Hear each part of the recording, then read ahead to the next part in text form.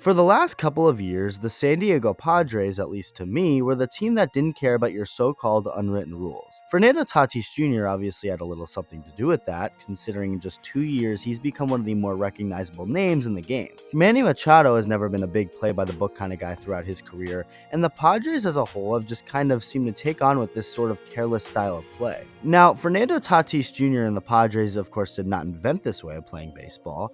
In 2018, just a single year prior to Tatis' debut, Ronald Acuna Jr. made it clear that he was going to play the game of baseball his own way by having fun, watching his home runs and flipping his bat, and he got punished for it, particularly by the Marlins, when he got hit intentionally multiple times. The difference between Acuna and all the other players who showed some flair playing baseball compared to a guy like Tatis was that their own teams didn't even necessarily support them playing that way. And for the longest time, I thought Tatis and the Padres were all on the same page on how much they despised the unwritten rules. Turns out, that's not necessarily the case, and the Padres are no longer the biggest quote-unquote rule breakers anymore. But it's a new team, and one that's run by a manager who doesn't seem like he will be stopping anytime soon.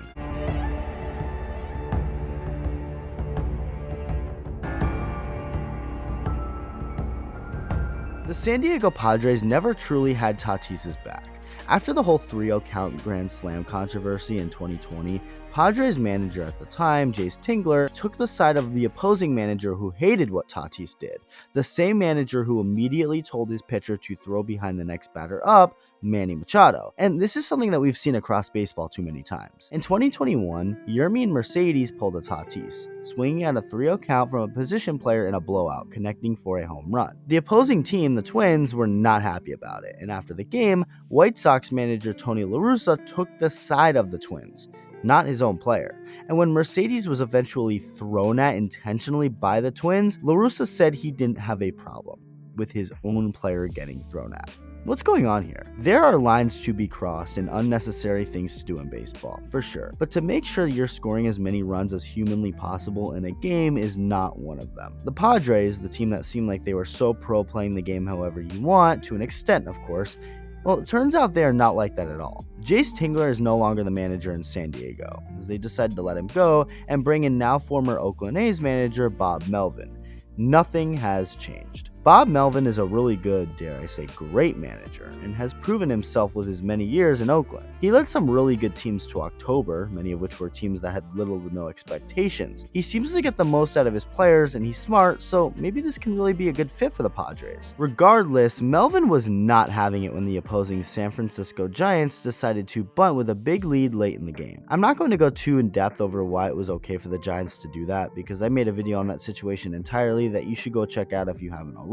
But the bottom line is the fact that Bob Melvin, his entire coaching staff, and even first baseman Eric Hosmer were not happy with Mauricio Dubon for bunting in that situation. Giants manager Gabe Kapler may have seemed to reprimand Dubon at first, but it turns out that not only did he support what went down, but he's going to continue to manage games like that. And so he did. In a recent game against the Washington Nationals, the Giants were up 7-1 in the top of the 9th inning with Thairo Estrada on first base. Estrada and the Giants decided to run and try to steal second.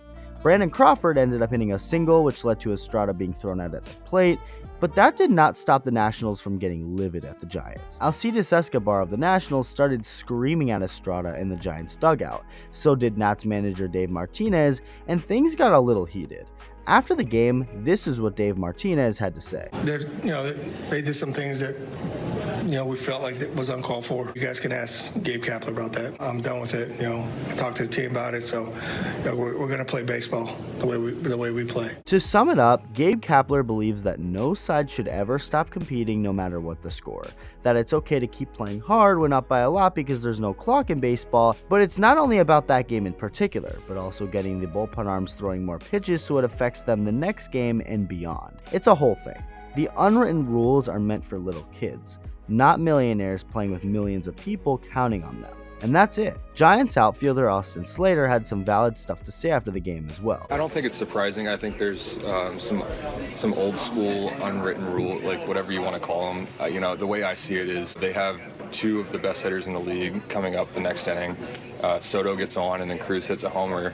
all of a sudden it's a 4-run game and, we have to go warm someone up in the bullpen. So, the game can change very quickly. For us, it's a strategy thing. Him coming towards our dugout, I think was a little over the line. It's part of the old school unwritten rules or whatever you want to call them that I think people still are holding on to. I think those days are gone. You have to play until the last out. Let me know how you feel about this, and thank you for watching.